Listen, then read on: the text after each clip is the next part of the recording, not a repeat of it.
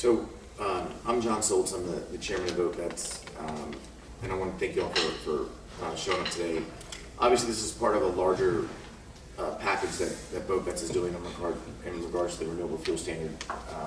We have 450,000 members. The RVO is a big issue next week in DC, but we wanted to bring out a bipartisan group of military experts to talk about how important the Renewable Fuel Standard is to our troops when they're deployed, how it keeps them safe, and how it affects our national security. Obviously, in Iowa, it's a key state with presidential candidates coming through here daily, and we really wanted to stress to people that the Renewable Fuel Standard is a national security issue as well. So, with that said, we have a bipartisan group. Obviously, at the far end is General Steve Anderson. General Anderson was the senior logistics officer in Iraq during the surge in 2006-2007, dealing with fuel issues daily. And then we have in the center General Eaton, who was the first commander of the Iraqi Army during 2003. And to my direct right is obviously former presidential candidate and NATO commander General Wesley Clark. With that said, I think we'll go ahead and start and go from right to left, and General Anderson can start with his comments, and then at the end we can open for questions. Sir. Well, thanks very much. Appreciate this opportunity to talk to you all. I'm Steve Anderson, a retired Brigadier General, 31 years in the Army. And as John said, I was the senior logistics officer working for David Petraeus back in 2006 and 2007 during the 5 Brigade surge.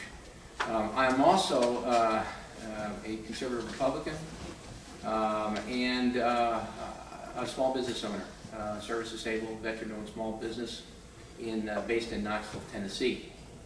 But I came out here with John and Generals Clark and Eaton because I care so deeply about what's going on out here in Iowa in regards to the Renewable Fuel Standard. And my message is pretty simple. Don't mess with the RFS.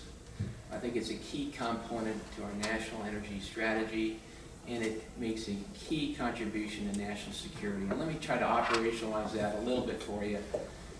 As the senior logistics officer in Iraq, I came to understand all too well how hopelessly addicted this nation is to fuel and the carbon-based fuel systems.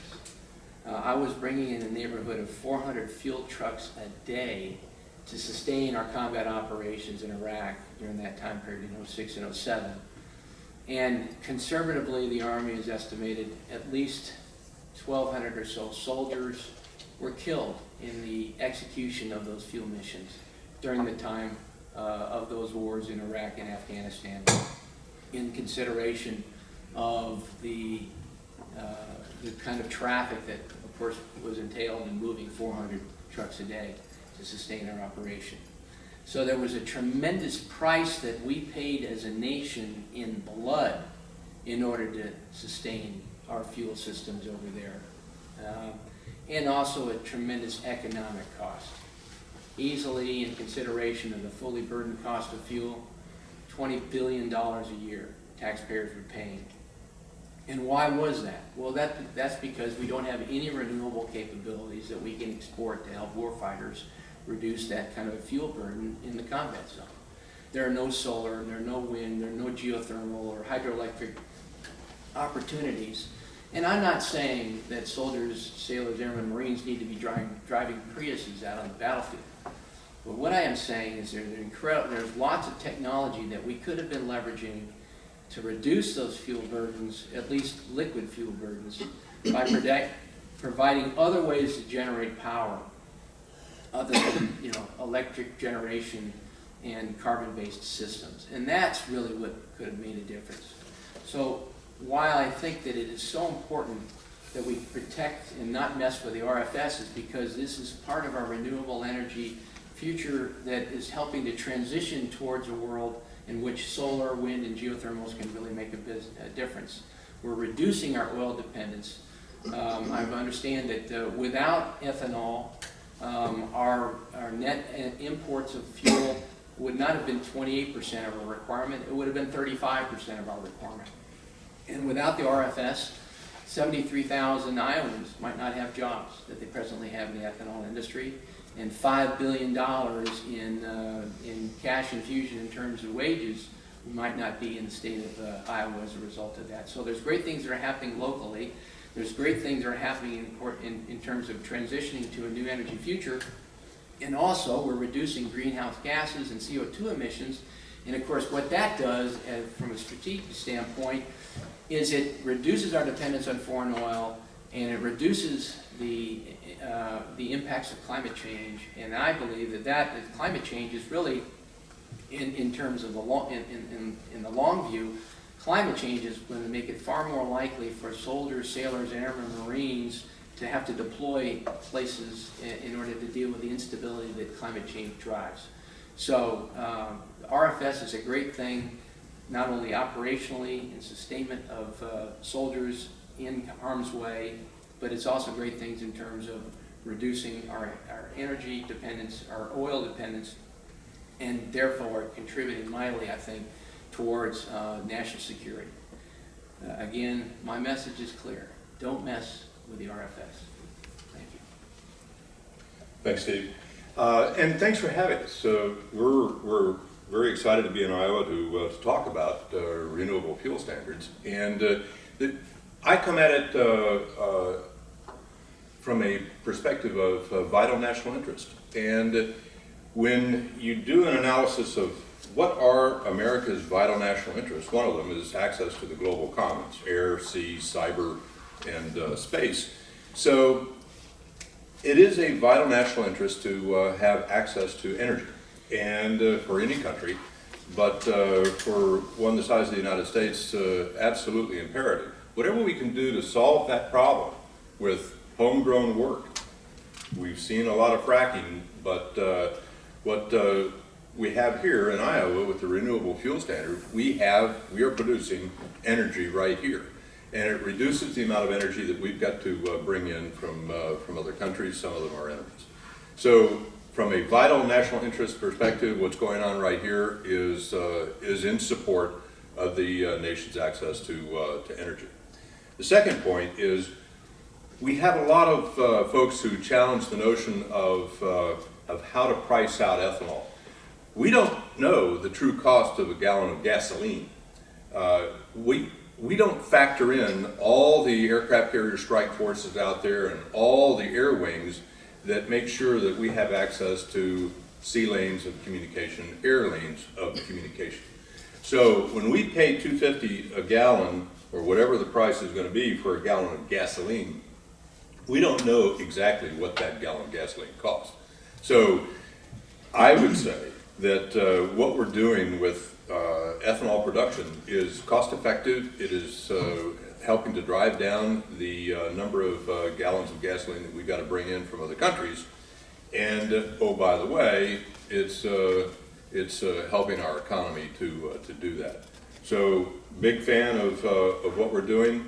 And then finally, I'd like to see the price of oil go down to zero, because it is simply not the best fuel source that I can imagine.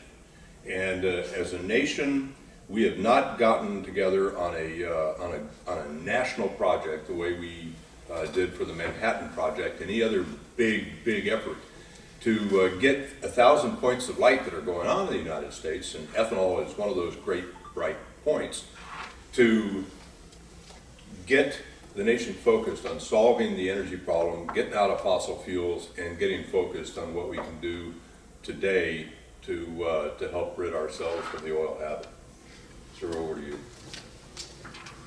Well, thank you very much, Paul. And it's great to be back in Cedar Rapids. I've been to Iowa many times, but this is one of my favorite states because it's the center of the solution to America's energy crisis. This energy problem has been going on for a long time. The United States became energy dependent on imported fuel in the early 1970s. So for over 40 years, we've sent billions and hundreds of billions and trillions of dollars abroad to pay for imported oil. That money has financed some good governments. It's also financed some terrorist activity. It's changed the shape of politics in the world. It's distorted American foreign policy. And our dependence on that imported oil has been directly or indirectly the cause for the Gulf War, the invasion of Iraq, the actions in Afghanistan, and as a consequence, we've paid not only hundreds of billions of dollars over the years for trying to protect access to Middle East oil, but we've also sent our troops in. We've lost our soldiers in Iraq and Afghanistan. We've spent more than $1 trillion in hard costs. We've got incurred liabilities of another couple of trillion for our veterans who serve. Nobody could believe what a disaster it's been. I know because I wrote the first study for the Pentagon on energy dependence in 1973. And at the time, if you had told people what the consequences would be, surely America would have done something, but we didn't. Now, we've got one successful energy policy that works, and that's the Renewable Fuel Standard. It's the most successful energy policy America's ever created. We just need to follow through with the RFS. And we need the people of Iowa to help us on this because there's still a comment period with the Environmental Protection Agency, and they need to hear from the people of Iowa who can testify directly. We know where the corn comes from. We know where the ethanol plants are. You know how effective it is. You know how good this fuel is. It's a national security issue, not just an economic issue. And as a retired general, and all of us are asking the citizens of Iowa to help our country be stronger and be safer. Let's keep the RFS in place. Let's implement it fully, and let's tell the EPA that's what we want to do. Thank you. Let me start with General Clark. Since you've been speaking out on this even longer, and of course you made a run for president, I think once, I'm not sure if it was twice, but at least once that I know of, and you can trace your kind of history with ethanol. Are you a little surprised that it hasn't been much of an issue in the campaign yet? Is it because they don't want to talk about it, all the candidates, I'm saying collectively, or is it the fact that ethanol has been around so long it's sort of taken for granted around here? Well, I think there are a lot of distractions, but you should not be deceived by the fact that this is not a big issue in the campaign. It should be a big issue in the campaign. It's certainly a big issue for the future of the economy in the Midwest and especially in Iowa. And it's a big issue for the future of America's national security. And the candidates should be talking about this because America needs to be energy independent. We're not going to do it with fracking alone. Fracking is fine as far as I'm concerned. I've looked at it.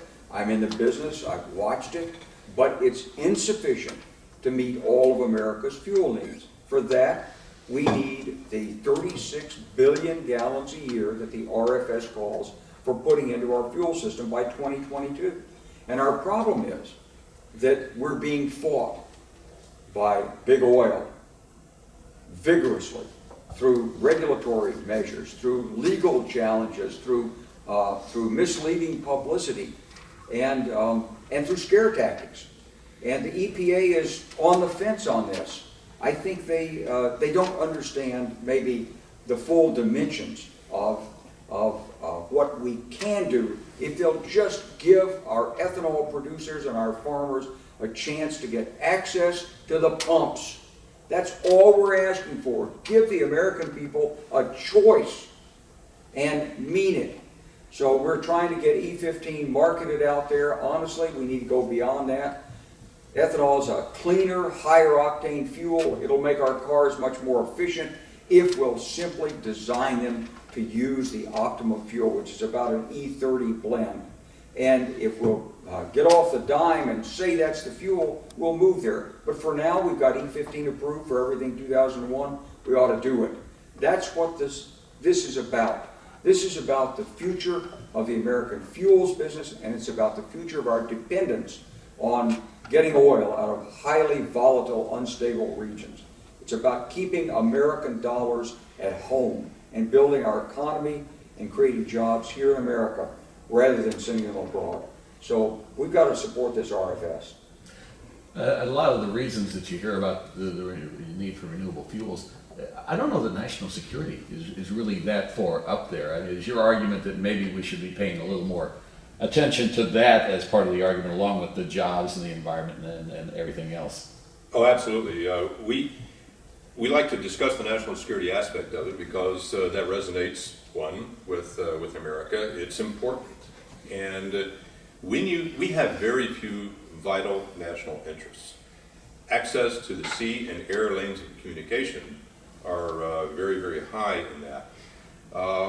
So everything that we can do to limit what we have to import into the United States to assure energy sustainability, and everything that we can do to establish energy independence in the United States is vital to our national interests. So everything that we're doing to create ethanol is a component of that happy outcome. Yes, sir. I wonder if you all could comment on the impact that your proposal has on depletion of the soil and pollution of our waterways in Iowa and across the Midwest where the corn is raised. Well, I've been very impressed by my experience with the corn farmers across the Midwest. There's nobody who has a greater interest in the preservation of their soil than the people who own and farm that land. And they have gone to extraordinary measures in recent decades. I remember in the 1950s when we first started the soil bank program, and it was in my weekly reader when I was in elementary school, and I grew up in Arkansas, and so people were interested in that.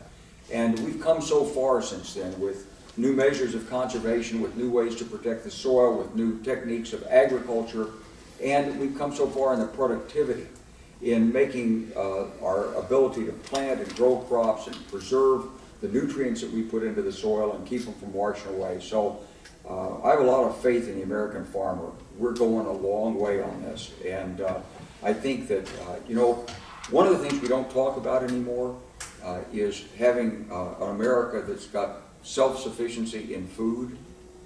But if you travel around the world and see businessmen and leaders like I do all over the world, there are a lot of countries who've got plenty of money and they don't have food.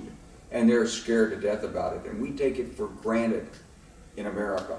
Thanks to the good folks in Iowa and the American Midwest, California, my home state of Arkansas, who put their heart and soul into farming. We're good at it. We're the best in the world. And we ought to be really proud and really grateful for that. So I know that nobody is more concerned about the quality of the land and the water than the people who are on it, because I talk to them almost every week when I'm out in the Midwest and working with ethanol. Yes, sir. Follow-up.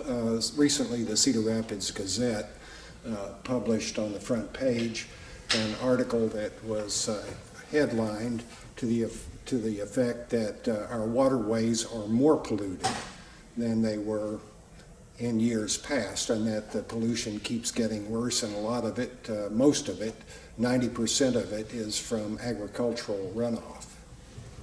I didn't see the article, I'm sorry. Yes, sir. I wonder your comment about the fact that things are getting worse and not getting better despite the I'd have to see the efforts. studies, Okay. but I will tell you that I personally am a big environmentalist, but one thing I've learned in the ethanol business is that in the studies that are associated, everything with the fuel, water, food, and so forth, there are views on all sides of it, and I just have to look at the studies before I could give you a comment on that. Any other Can I questions? make a comment on that? There is something that's getting worse. It's very well documented. It's called climate change. That's what's really the issue. And I would submit to you that that's a question you should put before all the candidates come rolling through here in Iowa. Where do they stand on climate change? It's real and it's a fact. And we've got to do something about it. The RFS does that. Anybody that's concerned about the longevity of the great state of Iowa needs to understand that climate change has potentially can have an incredible impact on the state. We've got to do things now as Iowans and as a nation to start turning the tide against climate change. The RFS helps to do that. Is it the ultimate solution? Of course not. But it helps transition to solar, wind, geothermal, and other technologies that will ultimately be that solution. And we've got to reduce the CO2 emissions. We've got to stop the climate change and the global warming that's taking place, the weather changes that are happening. I mean, just 2 days ago, another study came out that said they have underestimated the rate of sea level rise, that perhaps it's 5 times greater than they thought.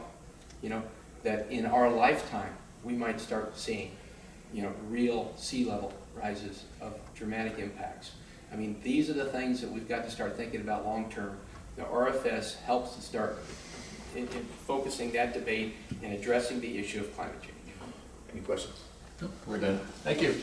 Yes, sir. I wonder if you could comment on the position you're pushing is for regulation of the amount of ethanol that goes into our fuel supply, but farmers in Iowa resist regulation of their practices in commodity farming.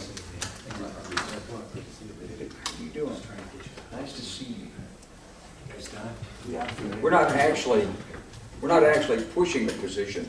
This is law that's been established. All we're asking is that the law be implemented. I think that most of the farmers in Iowa would agree with this. Thank you. Thanks.